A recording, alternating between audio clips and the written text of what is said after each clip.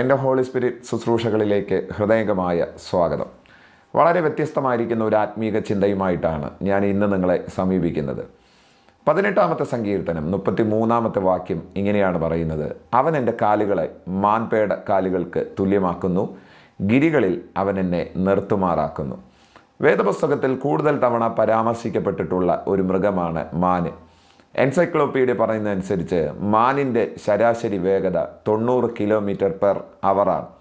90 km/h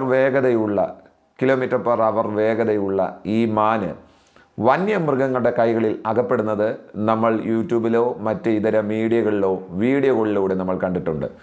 എന്തുകൊണ്ടാണ് ഇത്രയും വേഗതയുള്ള മാന് മറ്റു മൃഗങ്ങളുടെ മുമ്പിൽ കീഴടങ്ങുന്നത്? അതിനെ ചേസ് ചെയ്ത് കൊണ്ടുവരുന്ന സിംഹമോ പുലിയോ ഒക്കെ ശരാശരി 60 km/h ആണ് ആ വന്യമൃഗങ്ങളുടെ വേഗത എന്ന് നമുക്ക് എൻസൈക്ലോപീഡിയ നോക്കിക്കഴിഞ്ഞാൽ, ജസ്റ്റ് ഗൂഗിളിൽ ഒന്ന് സെർച്ച് ചെയ്താൽ നിങ്ങൾക്ക് പിടികിട്ടും. കേവലം 60 km/h ആണ് മാനിനെ ചേസ് ചെയ്ത് വരുന്ന വന്യമൃഗങ്ങളുടെ വേഗത എന്ന് പറയുന്നത്. എന്നാൽ 90 km/h വേഗതയുള്ള ഈ മാന് 60 km/h വേഗതയുള്ള പുലിയുടെ മുമ്പിൽ കീഴടങ്ങുന്നത് നമുക്ക് കാണാനായിട്ട് കഴിയുന്നുണ്ട്. എന്തുകൊണ്ടാണ് ഇത്തരത്തിൽ ഒരു അസ്വാഭാവികമായിരിക്കുന്ന ഒരു സംഗതി മാനിന് സംഭവിക്കുന്നത്? 3 പ്രധാനപ്പെട്ട ചിന്തകളാണ് ഞാൻ ഇന്ന് നിങ്ങളോട് പങ്കുവെക്കുവാനായിട്ട് താല്പര്യപ്പെടുന്നത്. ഒന്നാമത്തേത്, മാനിനെ മുന്നിൽ നിന്ന് ഓടിക്കുമ്പോഴത്തേക്കും, അല്ലെങ്കിൽ ഏതെങ്കിലും വന്യമൃഗങ്ങളുടെ മുന്നിലായിരിക്കുമല്ലോ തീർച്ചയായിട്ടും മാൻ ഓടിപ്പോകുക.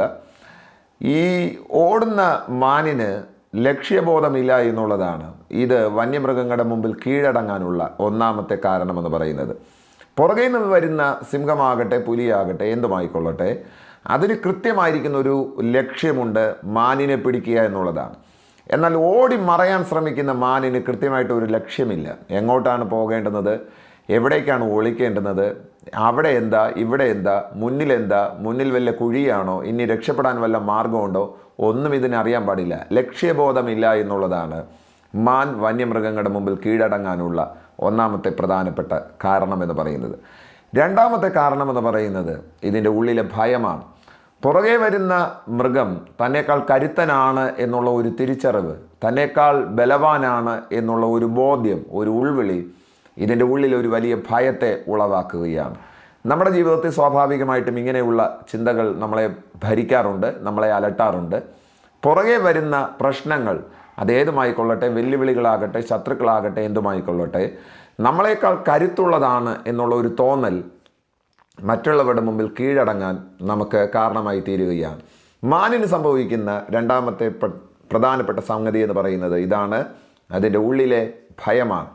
മൂന്നാമത്തേത്, അതിൻ്റെ വേഗതയുള്ള കാലുകൾ തിരിച്ചറിയാൻ കഴിയുന്നില്ല എന്നുള്ളതാണ് മാനിന് സംഭവിക്കുന്ന മൂന്നാമത്തെ പ്രധാനപ്പെട്ട പരാജയത്തിൻ്റെ കാരണമെന്ന് പറയുന്നത്.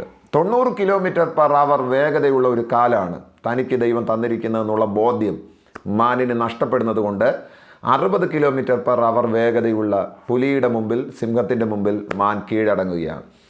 ഇന്ന് ഞാൻ നിങ്ങളോട് പറയാൻ ശ്രമിക്കുന്ന ഏറ്റവും പ്രധാനപ്പെട്ട 3 ചിന്തകളുണ്ട്. ഒന്ന്, ഒരു ലക്ഷ്യബോധമില്ലായ്മ തീർച്ചയായിട്ടും നമ്മളെ മറ്റുള്ളവരുടെ മുമ്പിൽ പരാജയപ്പെടുത്തുന്ന ഒന്നാകുന്നു എന്ന് ഞാൻ മനസ്സിലാക്കുകയാണ്. ജീവിതത്തിൽ ഒരു ലക്ഷ്യമില്ലാതെയാണ് നിങ്ങൾ മുന്നോട്ട് പോകുന്നതെങ്കിൽ ഒരു ഫെയിലിയറിന് വേണ്ടിയിട്ട് നമ്മൾ തയ്യാറെടുക്കുന്നു എന്നുള്ളതാണ് അത് നമ്മളെ പഠിപ്പിക്കുന്ന ഏറ്റവും വലിയൊരു കാര്യം. ജീവിതത്തിൽ ഒരു ഗോൾ സെറ്റ് ചെയ്ത് അതിന് വേണ്ടിയിട്ട് ചലിക്കാത്തിടത്തോളം തീർച്ചയായിട്ടും നമ്മൾ പരാജയപ്പെടാനുള്ള സാധ്യത ഏറെയാണ്. മാനിന് സംഭവിക്കുന്നത് അതാണ്. മുന്നിൽ നിന്ന് ഓടുമ്പോഴത്തേക്കും അതിനൊരു ലക്ഷ്യബോധമില്ല, അതുകൊണ്ട് അത് തൻ്റെ ശത്രുവിൻ്റെ മുമ്പിൽ കീഴടങ്ങേണ്ടി വരുന്നു എന്ന് നമ്മൾ മനസ്സിലാക്കുകയാണ്.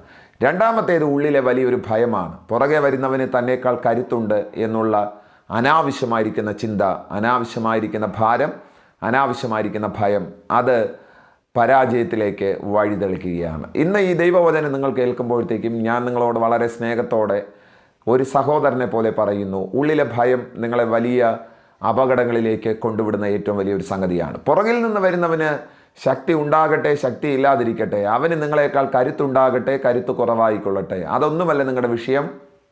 നിങ്ങളുടെ ഉള്ളിലെ ഭയം തീർച്ചയായിട്ടും അപകടം ക്ഷണിച്ചു വരുത്തുന്ന ഒന്നാണ്.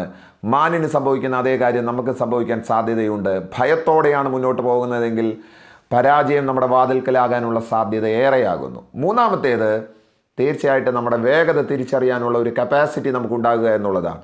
നമ്മുടെ പൊട്ടൻഷ്യൽ തിരിച്ചറിഞ്ഞു കഴിഞ്ഞാൽ നമുക്ക് കാര്യങ്ങൾ കുറച്ചുകൂടി എളുപ്പമാണ്. എനിക്കെന്ത് കഴിയും, എനിക്കെന്ത് കഴിയില്ല എന്ന് തിരിച്ചറിയുന്നിടത്താണ് നമ്മുടെ വിജയത്തെ നമുക്ക് ഉറപ്പിക്കാനായിട്ട് കഴിയുന്നത്. ഈ ദൈവവചനം കേൾക്കുന്ന എല്ലാ പ്രിയമുള്ളവരെയും ഞാൻ കർത്താവിൽ വന്ദനം ചെയ്യുകയാണ്. നിങ്ങളുടെ ജീവിതത്തിൽ ഒരു വലിയ കരുത്തുണ്ട്. നിങ്ങളുടെ പുറകെ വരുന്ന ശത്രുവിനേക്കാൾ വേഗതയേറിയ ഒരു കാലാണ് ദൈവം നിങ്ങൾക്ക് നൽകിയിരിക്കുന്നത്. 90 km/h വേഗതയുള്ള തൻ്റെ കാലുകളുടെ ശക്തി മാൻ തിരിച്ചറിയാതെ പോകുന്നത് കൊണ്ടാണ് 60 km/h വേഗതയുള്ള പുലിയുടെ മുമ്പിൽ മാനിന് കീഴടങ്ങേണ്ടതായിട്ട് വരുന്നത്. നിങ്ങളുടെ കപ്പാസിറ്റി നിങ്ങൾ തിരിച്ചറിഞ്ഞു കഴിഞ്ഞാൽ നിങ്ങളെ പരാജയപ്പെടുത്താൻ ഈ ലോകത്തിൽ ആർക്കും കഴിയില്ല എന്നുള്ളതാണ്. നിങ്ങളുടെ കാലിബർ തിരിച്ചറിഞ്ഞു കഴിഞ്ഞാൽ നിങ്ങളെ പരാജയപ്പെടുത്താൻ ആർക്കും കഴിയത്തില്ല എന്നുള്ളതാണ്. നിങ്ങൾക്ക് എത്രമാത്രം വേഗതയുണ്ടെന്ന് നിങ്ങൾക്ക് തിരിച്ചറിയാൻ കഴിഞ്ഞു കഴിഞ്ഞാൽ നിങ്ങളുടെ മുമ്പിൽ ഒരു ശത്രുവും നിങ്ങളെ ജയിക്കാനായിട്ട് പോകുന്നില്ല എന്നുള്ളതാണ്. അതുകൊണ്ടാണ് സങ്കീർത്തന കർത്താവ് പറയുന്നത്, അവൻ എൻ്റെ കാലുകളെ മാൻപേട കാലുകൾക്ക് തുല്യമാക്കിയിരിക്കുകയാണ്. ഞാനിന്ന് നിങ്ങളോട് വളരെ സ്നേഹത്തോടെ പറയുന്നു, നിങ്ങൾക്ക് വേഗതയുള്ള ഒരു കാലുണ്ട്. ഏറ്റവും കരുത്തുറ്റ ഒരു താലന്ത് ദൈവം നിങ്ങൾക്ക് നൽകിയിരിക്കുന്നു. മറ്റാർക്കും കിട്ടിയിട്ടില്ലാത്ത യുണീക്കായിരിക്കുന്ന ഒരു പ്രത്യേക ശുശ്രൂഷയും പ്രത്യേകമായിരിക്കുന്ന കഴിവുകളും ദൈവം നിങ്ങൾക്ക് നൽകിയിട്ടുണ്ട്. അതിൽ ഫോക്കസ് ചെയ്ത് മുന്നോട്ട് പോകാൻ കർത്താവ് നമ്മളെ സഹായിക്കട്ടെ എന്ന് പറഞ്ഞ് ഞാൻ എൻ്റെ ചിന്തകളെ ഉപസംഗ്രഹിക്കുന്നു.